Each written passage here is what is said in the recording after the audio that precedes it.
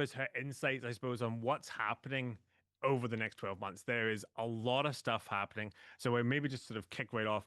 And I think number one, this is probably being kicked off a little bit by the Victorian government in saying that we're going to bring out a policy this year, but it's all about flexible working. Mm, So flexible working, I think, sort of post COVID is here to stay, yep. and it's obviously I think a thing that a lot of people look for now when finding a new job or when hiring. So I suppose, how does flexible working in terms of policy and making sure that, I think I would imagine a lot of SME owners and small business owners don't actually have any policies in place Yeah. for flexible working. It's so, oh, I want to work from home every Tuesday. Oh, that's fine. You can work from home every Tuesday. Yeah. What should companies be doing now, and what should owners be doing over the next 12 months to make sure that it's not just oh, we've got a secret handshake here that you can work from home every Tuesday. Yeah. Well, we know now that it's way more than a handshake, right? Yeah. Like it's actually legislation now. So for us as business owners, it's really, really important that we have policy in place about this. And basically, if we just sort of cut it back to the simplicity of what the Mm. legislation means, it means no longer is it a nice to have, it's no longer that handshake. It's all around if hybrid working is now the bare minimum as far as the expectation goes around can you actually work remotely or not, right? So now it's on the onus will be on employers to prove actually no, we can't, that role can't be remote. Mm. Okay. As opposed to let's negotiate as employer employee and perhaps we'll work out something that works for both of us. No longer is it that. It's actually on us as owners now to prove that no, there's a requirement to be in every day. That's the major difference. There needs Mm. to be policy in place around, hey, we need you in the office or we need you out on site or we need you at events every day. And here's why. And it needs to be structured and in writing and clear expectations. Those are the big differences. Because I think there's a thing, even just where you're working at home as well. Because I think Yeah.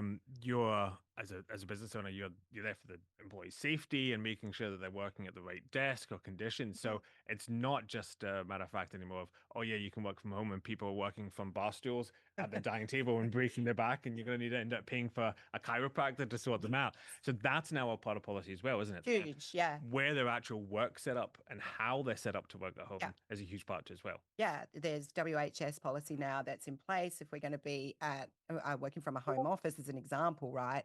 How do we actually set that up? What risk management procedures do we have in place to Mm. do that? COVID taught us that we need to do that to look after our people when they're at home. And now, we're legislating it so that people are safe when they're working. They're safe at home. They're not going to, as you say, like do their back every day because they're not sitting in an ergonomic Yeah. chair. Yeah. Because I suppose everybody's probably kind of watching the Victorian government as well. And if that Mm, policy does go in place, because I think mm. they're more or less mandating that you need to have very hard evidence that someone needs to be in every day, or they can work from home Yeah. 2 days a week. That's Yeah. essentially what they're putting Right together. now, So, the legislation says yeah. you must prove that someone needs to be in every day. If an employee came and said, I have a good case as to why I'd like to do my work remotely, it's up to the onus is on the employer to prove that. Okay. So that would be a big difference and something massive for SMEs out there to really be aware of. Yeah. Mm. So, highlights what we need to do. So they need to have some policies in place. So if you do have flexible working, you need to Yeah. have a policy in place and what days they work from home. It's not I'm just going to choose what day I work from home. So make sure policies are in place, Yeah. and obviously making sure that people's workspace from their home is set up correctly so that they do have, Yeah. a proper space to work. They do have an actual proper desk chair. Mhm. They have the monitor set up. Yeah. Then they've not got, as I said, working from like a weird sort of high chair, and they're in a position that they can actually do their day-to-day job at home. Yeah, That's on the exactly. employee to make sure that all those things happen. We need to remember too that this is a great perk if we can do it. Mm. Sometimes we've been bitten. There's always going to be moments when we've been bitten by people that take advantage, unfortunately. But remembering 95% of people are so grateful to Yeah. have that they'll make a massive difference about what they do. And so the perk for the business and for the employee is equal, in my opinion, in that you will get, in some cases it can be the difference of a 5K pay rise. Mm. If I can work from home, perhaps I don't need that extra cash right now. Yeah. So these are things to sort of be mindful of when you're putting your policies in place, because a lot of business owners that I've worked with have sort of said, I need them in every day. I need them here, here, here. Cool.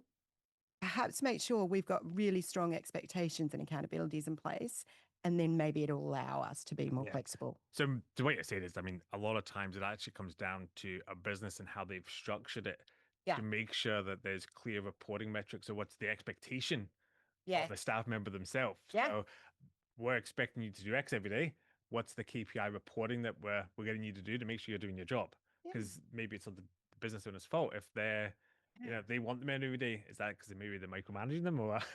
Exactly. So Yeah, trust doesn't become an issue yeah, when everyone knows what's the expectation, which yeah, is awesome, and what's achieved with policies and systems that can really help, which we'll talk about later. yeah, Mm. yeah. And there's some huge software and AI stuff now as Yeah, well that helps all the KPI sort of management definitely. stuff as well. On the next one we've got and this is going to be a massive one this year, is all about employee well-being. Mm. So what are businesses doing to help employees' well-being, from legal, from what their priorities are as a business, and I suppose from the day-to-day management of all the teams and making sure they've.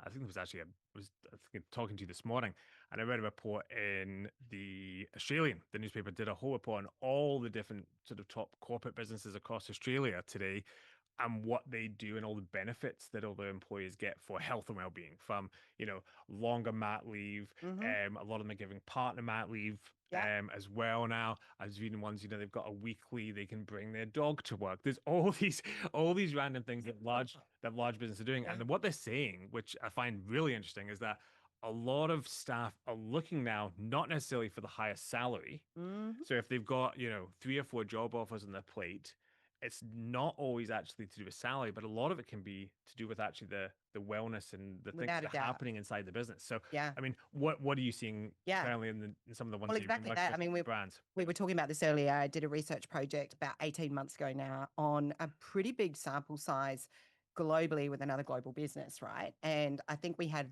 nearly 600 staff. And amongst that, there was, I think, about nearly, don't quote me, you're not in the business, it's fine. About 70% of those were Gen Z or below. So we're doing kind of a generational type thing. What do people want Hmm. in relation to their generations? Because as we know, our Gen Zs are about to all become business owners and managers and leaders, and the biggest chunk of people out there in the workforce. Now, why do I bring this all in with psychosocial hazards?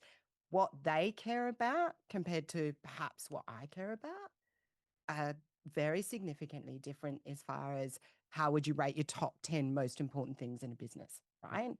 You know, the longevity isn't as important as teach me a truckload so that I can move on to the next thing and move on to the next thing. Average tenure of people in a role like that now, or a Gen Z, is 12 months. So it's Yeah. a lot, right? Why do I bring all that in? Is because they care about what we're doing about our impact on the world, our impact sustainability. What are we doing about the environment and climate change? It's a very real thing. So So look for businesses that care. yeah. So as a small business owner, what do you do to make sure that you're not losing someone after that 12-month period? So, they're coming in, Yeah. they're expecting, as we just went through this list, in well-being, they want all these extra perks. They want, your business to be doing amazing things for environment, for Yeah. social, for helping your community. They want the business to be doing all these things. And then after 12 months, like, oh, actually, I'm bored of this. I'm going to leave. And we know how, I think we're going to do a bit of a webinar soon about recruitment and how Yeah. difficult recruitment is. I talked, I think just before Christmas, and we did a webinar about VAs and how obviously so many people have gone down the VA route because recruiting in Australia is so difficult. So Yeah. how do you keep hold of the staff then? Culture is one thing, which you talk about, and the wellness of them, but you're looking after them really well. How do you keep them? How do you keep them past that 12-month mark? I think you're bang on. So culture, wellness is a huge thing, and psychosocial hazards, which we'll finish on, but also progression. That's super important. Mm. We want to work in a role or for businesses that will teach me stuff. So we've got great examples here. We've had people in events move into EA role recently, and so having that change, having something new, fresh, and exciting that's going to teach me something different, add to my skill set, And then inevitably, if I'm learning and wanting to grow to be a business owner myself one day, I'm learning about different functions Yeah. within the business as well. Because ultimately, we're breeding that. That's what the new people coming through, a lot of them want. So what about for smaller business owners that only have 1 or 2 employees? And I Yeah. know they would say, well, I've only got, this one Yeah. role. There's actually nowhere unless they take over my job as founder. Mm. Where's that person going to go? What Yeah. would you say to them to help, I suppose, grow the team members, educate them Yeah. so Sure. that they stay as well? I guess it's three-pronged to that. Yeah. Some of them are not. And I think it's accepting that reality is that it's more so actually understanding that you are going to have turnover. It Yeah. is going to happen. How do we mitigate that, right? So that's the first thing. Because you can. There are great ways to do that now, especially with the help of AI, right? But then also, how do we keep them and progress them is, okay, what is as we're growing the business, what are some of my duties that can then be trickled down to this employee to help them grow, learn, develop within their career by not leaving me? Yeah. What can I do? But Richard Branson says you train everybody up to leave you. That's the whole point. Yeah. That's how you know you've done your job. Okay. So I think when you're working on a preface like that, most people want to work for their bosses. They're not working for their people. They're working for their bosses. We know that. If you treat them well, they'll hang around Yeah. well beyond a salary. 100%. Right? Yeah.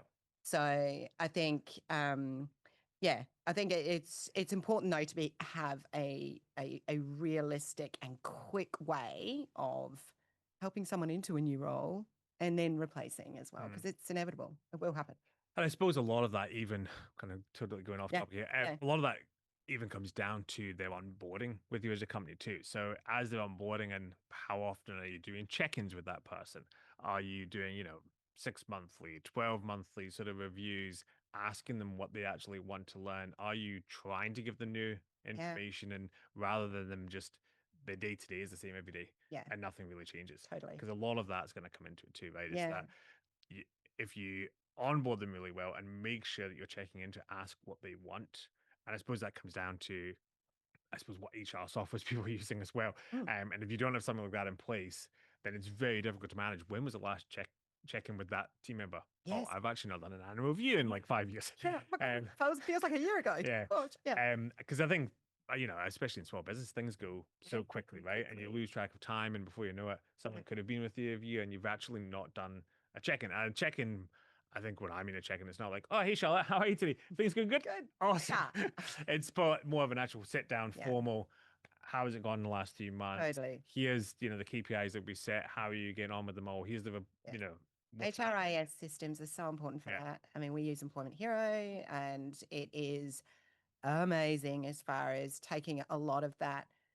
Gosh, do I need to schedule that in if I got to do that? There's a lot of pre-built in triggers that will help you build out a role, but then also how do you manage that role effectively so it helps you to retain talent. And That's part of it. and I mean, talking about employment here, with some of the triggers in there, I mean, I use them all the time. There's, the six monthly, the person's probation period's coming up, which is obviously quite important if you don't think someone's working out, unfortunately. Yeah. But that's obviously quite an important trigger as well to celebrate. You've done 6 months, congratulations, that's amazing. And then people's anniversaries on their yearly basis, birthdays. That's an awesome, we celebrate everybody's birthday in here as well, happy birthday. But again, that triggers you to tell you that something's come up. You don't have to remember it in a diary. Again, that's just extra admin stuff that a lot of business owners are doing. Onboarding when someone starts, trying to make note of when everybody's birthday is, trying to make note of, okay, in 3 months' time, I need to check in a week's time, and annual, all those things are kind of done for you, right? And then as you're growing, you like to keep yourself with your space in building that business still and working the business.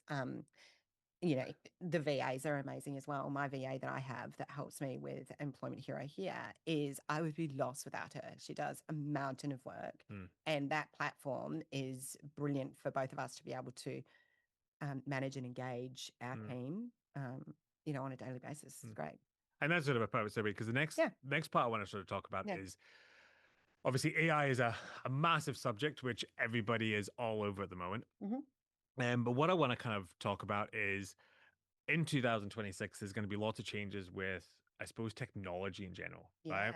That, especially from an HR perspective, because I think, not that it hasn't mattered before, HR has always mattered, but there's a much bigger emphasis now, I think, on tech and people all sort of coming together so that it's one cohesive system so that people Mhm. know what's going on. And I think if you don't have those things sort of gelled together in your business, there could be a lot of errors, issues, mistakes, Mhm. especially with lots of new legislation, which we'll come on to in a minute, coming in Yeah. regarding super and all those sorts of things as well. So I suppose where is tech coming in and what sort of tech things are you using now to help with your processes, to help make sure that you're hiring the right people, to Mm. help with the onboarding process, to help what things are you Yeah. using to make it streamlined, to make sure that there's no, I mean, there's always going to be little hiccups here and there, but Yeah. to make sure that when someone comes in, they're like, oh my goodness, this is the most amazing company. You know, they've checked all these boxes before I've even Yeah. stepped in the door, Mhm. and the amount of workload for someone internal is small. Yeah. How do you do that? Because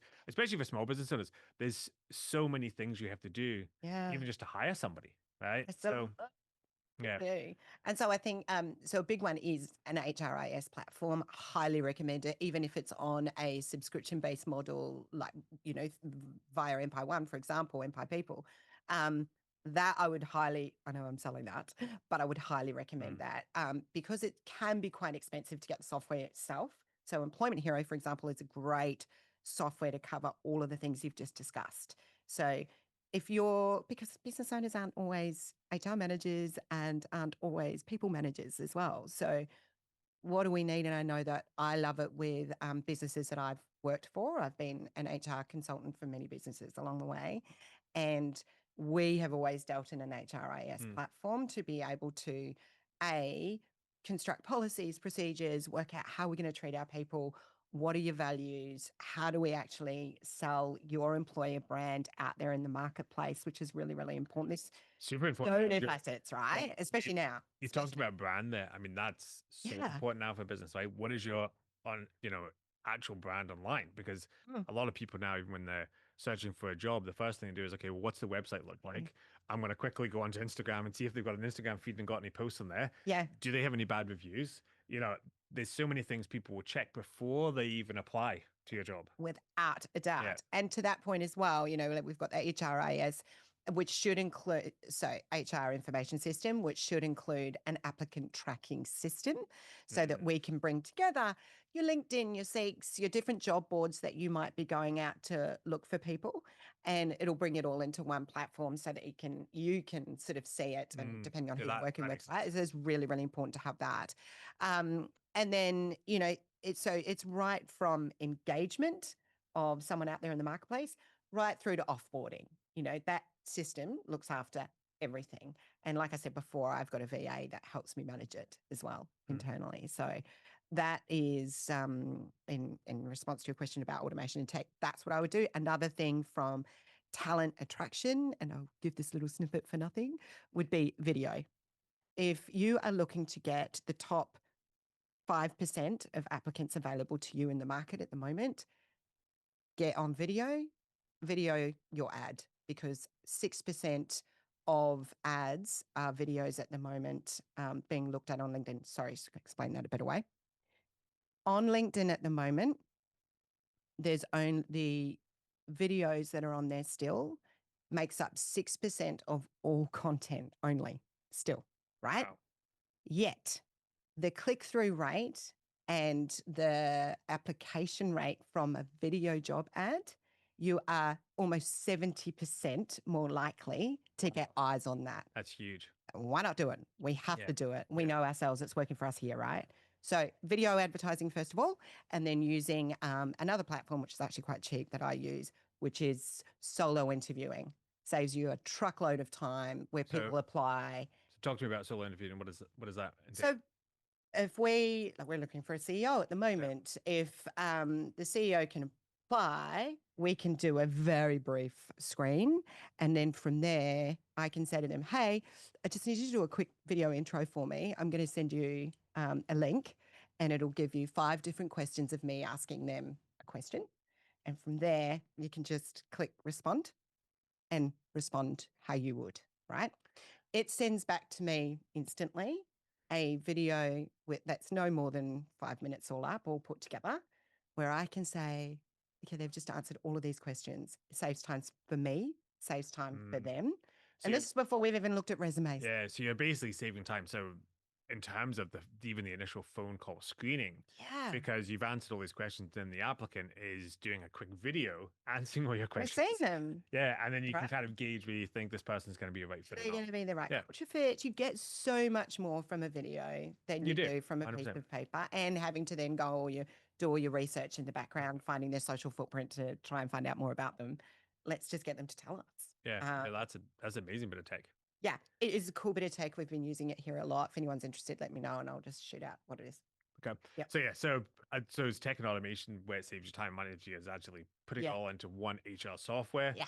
that automates a lot of the process and all the heavy lifting for you. And I suppose especially with recruitment, where it brings together into one pipeline, Seek, LinkedIn, and kind of automates the process for you. Yeah. So that's amazing. Otherwise, that can be really messy. Yeah. Yeah.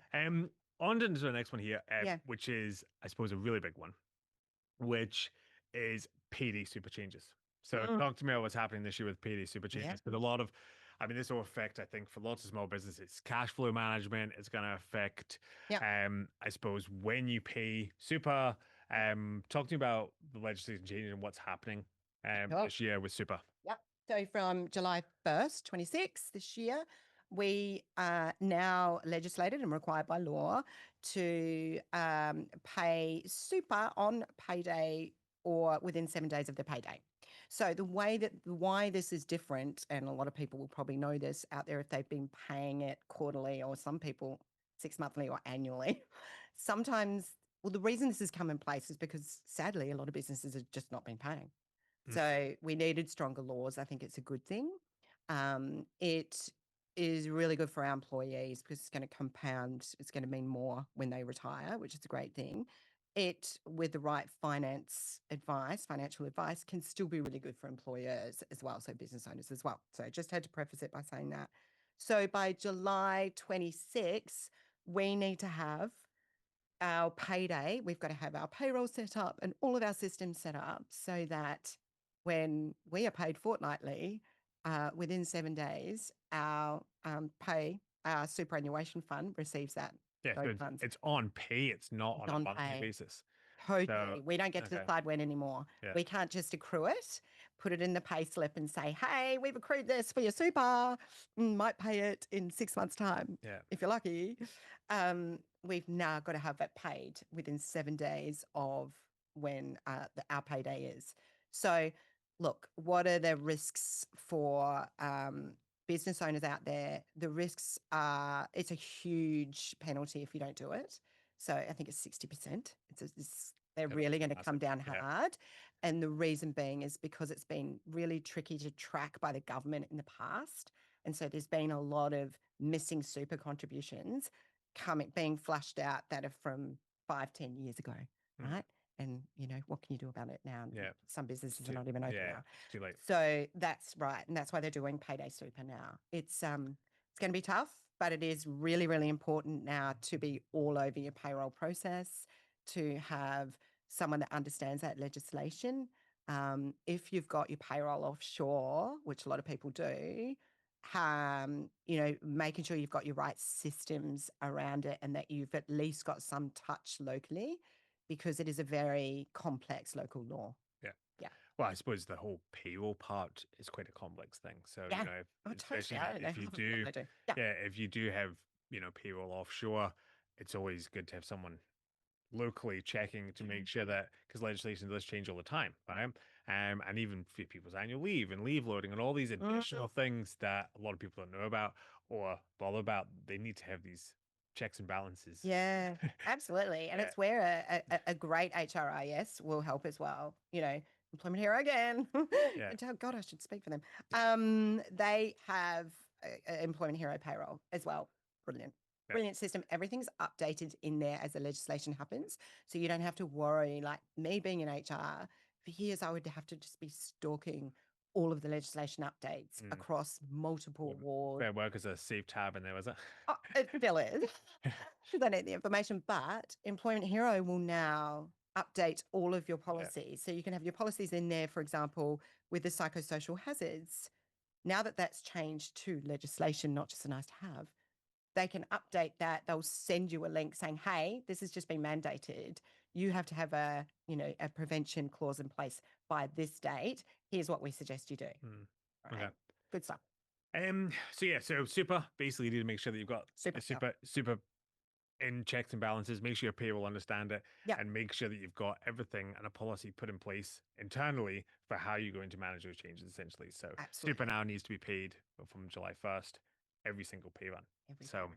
exciting. So what I want to talk about now is just so this is one that's coming up a lot is diversity, Equity and inclusion. equity, inclusion. That's the one. Mhm. So that's moving from values to policy. Yeah. That's basically what's happening, Yeah. right? So Uh-huh. talk to me about that. So what does that mean for small businesses and not big corporates? Because big corporates have kind of, a lot of them have got their own, they don't actually operate under fair work, which a lot of people don't probably know. Mm, But big corporates don't operate under fair work, and they actually create their own. As mhm, long as it meets fair work, they actually create their own policies mhm. and contracts and everything. Yeah. But what does it mean for small business owners? What does this mean? Yeah. By the way, we can do our own policies as well. You can do your own They policies, just but have to, it has to be underpinned by the NES, exactly, right? And depends on what awards and things like that. But big corporates definitely don't quite feel the sting like we do. So diversity, equity, and inclusion is, when we talk about it becoming a cool value to have, I'm going to go and work for them, they're really big in DEI. It's now not just that. It's now not just that nice to have. It is in policy. So basically, it means that we have to run a ethical business that is really, that we are really looking at running something that's really diverse. We're open to that, that we show that we can actually answer some specific questions around how we're diverse. And if you look that up, you'll be able to find that. Equity is really important. Equity is coming through from, say, gender, and pay equity is a good one. Pay equity has been a big one for years now, and we're still 20 odd years off having gender pay equity, which is really interesting, but we're working towards it, right? So those things, and having a policy around, hey, this is how we feel about it as a business, and this is the stuff that we're working towards to be in line with, doing the right thing and being ethical out there in the workplace and attracting the right people. Yeah. And then inclusion that's all around behavior. So when we're talking about an inclusion policy, it's not just, do I feel included, in this scenario, in this team, in this work? It's more about, do I feel included in a moment, in conversations? It comes back to psychosocial hazards. If we don't feel like we've got a sense of inclusion in the workplace, it's not smart practice because we'll lose people, but it's really important. That comes back to, I suppose, the very first point we talked about. Yeah. Is working from home. Yeah. Right. So how, people want all these things that they want, they want to be looked after. They want a good company culture. They want the business to be doing, all these community things. And then we just talked about, the DEI as well. Mm-hmm. How do they come together? Because if people are working remote, that kind of, to me, seems excluding, not including. It Right. does. Right. So then how do small businesses mitigate that and make sure that people do feel included? Because I think Teams meetings can feel, it's not like it's not the same. It's not like a water cooler chat, that you're both getting water at the same time. You just chat, how was your weekend? What happened? You're missing out on some stuff. How do business owners now mitigate that exclusion, inclusion, but also have the whole, well, I want to work from home 3 days a week? Yeah. This comes down to emotional intelligence. And I strongly suggest if business owners out there have not done any training on emotional intelligence to go and do it, because it's all about how do you work out what's best for the human, what's best for the person that you're working with. It depends on the size, right? You do need structure and policy, and it needs to be, this is what we have in place for our entire business. But then there's got to be a level of, hey, we'll work with you, John, based on what works for you, and then there's a give and take expectation around it. So it's you're right. I think, like inclusion is hard to find if you're not necessarily in the office very often. However, there's some companies and some businesses that do it well. So it's not a one size fits all. It really depends on the role and the type of business as well. So online businesses, for example, all of them are online Yeah, and can still they're feel all really from home. included, Yeah, and they love it. That's that yeah. personality trait that loves it.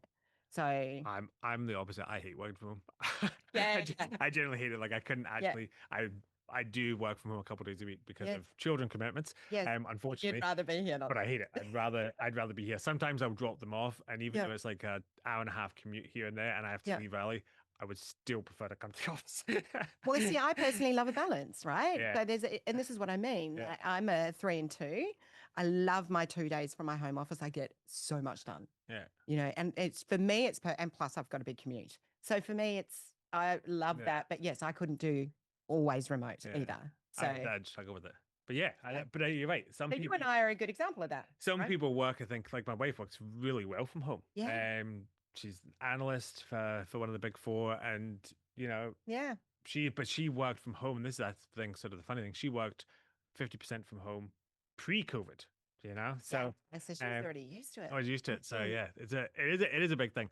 I know How we go for we've time? we've run a little bit over. Oh, have we? Um, we've got a couple of topics, but one of them I just want to touch on, which is before we kind of wrap up a little bit, Mm, was skill shortages. So mhm, this is going to be a massive one, I think, over the next 12 months, as I mm. suppose immigration does tighten up probably a little bit in Australia over the next 12 Yeah. months. Hmm. Um, and getting all those skilled migrants across and people, business are expanding, population still expanding.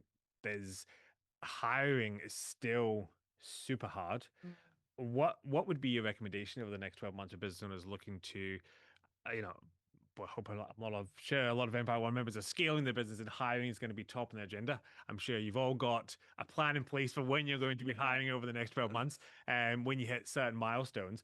What would you recommend over the next 12 months for hiring? Because hiring is a massive part of business and can take up so much time, right? I can take up a lot of Yeah. time. So Yeah. what would your recommendations be over the next 12 months on hiring? Yes, hiring locally. Yes, if you don't have people don't have a plan in place for hiring VAs and overseas, you definitely have a plan in place for that too, because Mm, as we talked about before, you can take a huge chunk of different tasks away from your mhm, team in Australia and local. But what would your recommendation be over the next 12 months for people hiring and mm. how they should do it Yeah. and how they do it well is more to the purpose. Yeah, I think when you don't know what you don't know, you don't know what to focus on to do it well, right? Yeah. Like, especially with hiring. If that's not what you do every day, like me, then it's not necessarily a muscle that you've flexed. So I think, or that you've trained, the part of the pun. But so I think that some of the biggest things or misconceptions is the advertising stuff I was talking about. That's a big Mhm. part of it, right? A lot of people don't know about that. And it's a massive part of attracting the right talent. If you're putting written advertising out there, don't sound like everyone else. Mm. Write a story, make it fun, stand out. That's a big one. And then Make sure they've got a good chat GTP prompt. it's got that. Yeah. Use it. Yeah. It's so important to have it. And then I would say, skilled for training, micro learning, online learning, and we talked about promotion earlier. Mm. This is all stuff that doesn't cost a lot of money because I think a lot of business owners, small business owners think, oh, it's going to cost me too much. It's going to be a lot. A lot of that doesn't have to, take up too much of your budget, but it can give you a lot back Yeah. as far as your people happiness goes. So look all those up. Yeah, it's funny you were talking about because I worked in North America for quite a few years. Not for huge corporate, but a couple fairly large corporates. And North America's got such a ridiculous structure, and it's Mm, kind of like just how every business set up. It's mm, about capitalism, right? mm. So, but it's how every business set up that you go into a position, and any position in any company, you could become the CEO. Yeah. There is a pathway. Yeah. So you It's do really all, cool. which is really cool, right? Yeah. But I don't think a lot of, I suppose, businesses think about, okay, if someone's coming in at a entry level admin role on reception on front desk, Mm, and that person's a superstar, what do we do to get them into the next role? What are they looking for? mm. What other roles in our company could that person do? Yeah. Which I think Right? is amazing, even just for you to say that story, because it gets people thinking about how to keep people, how do we progress people? Mm. That in itself is part of your employer brand that you care about that. About where they go, what they do, what the Yeah, next because let me chapter of tell you, probably their about journey is. 10% of the market highlight that. Yeah.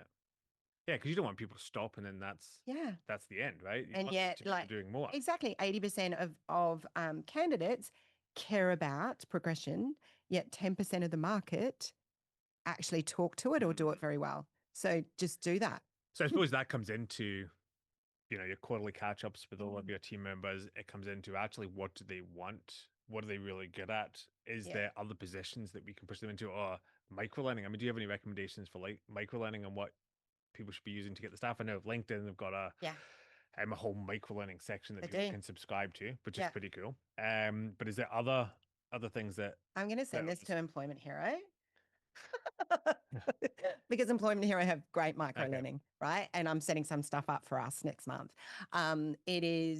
It's great. I do use LinkedIn Learning as well. So if you guys are used to that, it's that style on Employment Hero too, but it's done specifically from a people lens, Yeah. and things like your psychosocial hazards, etc. There's amazing training in there.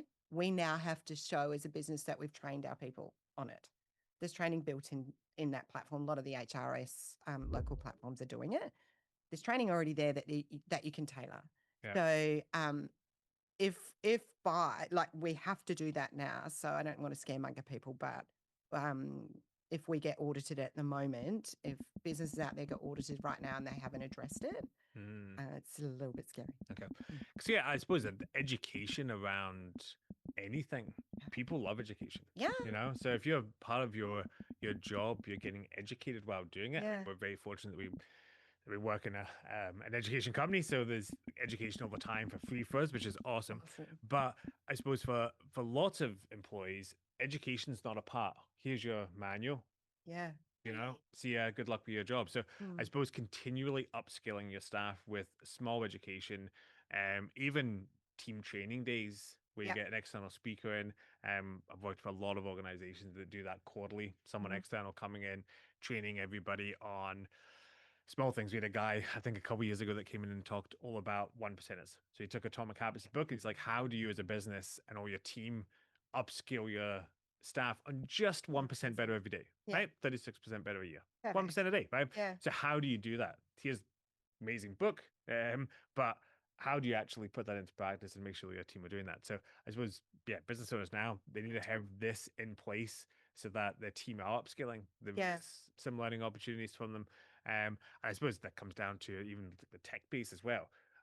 Are you researching other tech things that you can use in HR to make it easier for your team members to use, to make learning easy for them? Because I think lots of people get pretty lazy. They get home and they're on their phones or scrolling through Instagram or.